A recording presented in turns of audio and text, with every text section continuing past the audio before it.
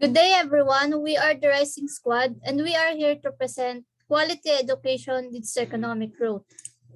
Hi, I am Lealyne Delgado. I'm Suzette Comia. I'm Jasper Gabriel. I'm Gutierrez, Kaye Ann A. Jayred Hernandez. And we are the Rising Squad. The SDG that we use, or we should say, Sustainable Development Goals, are goal number 4, quality education, which is to ensure inclusive and equitable quality education and promote lifelong learning opportunities for all.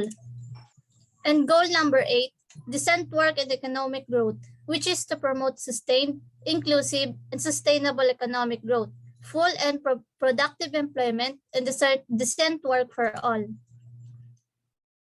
Education tends to raise productivity and creativity, as well as stimulate entrepreneurship and technological breakthroughs. All of these factors lead to greater output and economic growth. For the economic growth increases state capacity and the supply of public goods. When economies grow, states and tax that the revenue and gain the capacity and resources needed to provide in the public goods and services that their citizens need, like healthcare, education, social protection, and basic public services. The next is the issue in this study. The problem that this study will address are the increasing in unemployment and the global GDP loss, which have both an impact on people's lives. Furthermore, the lack of quality among many people leads to a slowing of the economic growth.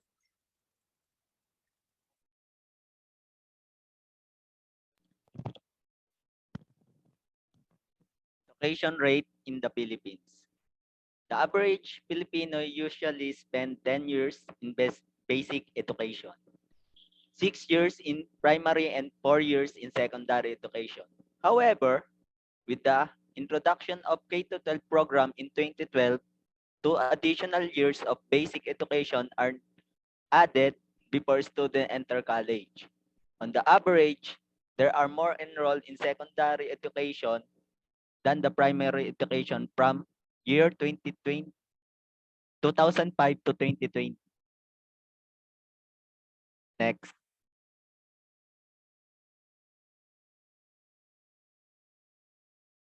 Data for years. This data show the data per year. As you can see on the pie graph, the year 2010 has the lowest estimated number of enrolls for primary and secondary, while the year 2019 has the highest estimate of enroll for both primary and secondary. For years, educational attainment, the current Philippine educational system begins with 6 years of compulsory schooling, which is separated into 2 levels when it comes to education. The Philippines, however, has a variety of challenges. This data shows the educational attainment of the Philippines. It shows that educational attainment increased from the beginning of the 2006 to 2018. Next. 4 years value of employment. Employment and unemployment are the most serious problems in the Philippines, as well as important indicators and indications of the economy's difficulties. The next graph shows the value of employment from 2006 to 2020. This appears that the reported increase through years of the numbers of employed persons. Unemployment next. Unemployment rate by region. As shown in the graph, rising unemployment can generate serious economic problems since the start of the COVID-19 pandemic. The unemployment rate has been rising, reflecting the impacts of the Philippine workforce economic slowdown. Because of the COVID-19 pandemic, the majority of unemployed people showed a lack of interest in looking for a job.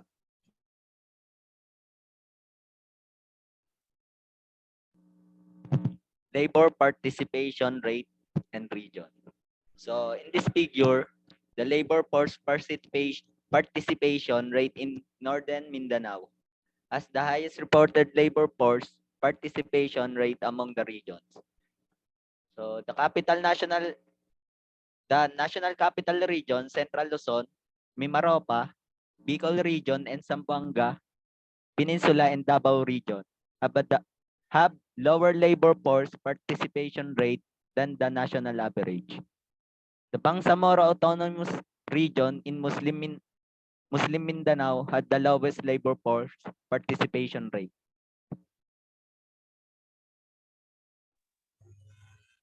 So for the comparison, we will see on the visualization of years over education attainment that it rises up through years. Same on the visualization of years over value of employment. So on this, we will see that the visualization of both data are related. It says the higher educational attainment a country has, the higher also the value of employment. And that will lead to the economic growth. That's how they affect each other. Better and quality education we had will produce higher value of employment. So next. For the goal of the study, the groups want to give visualization that will encourage many people to achieve higher educational attainment. Because if they had a higher educational attainment, they had a high chance to have a good work. And having a good work will lead our economy to grow much faster. That's all. Thank you.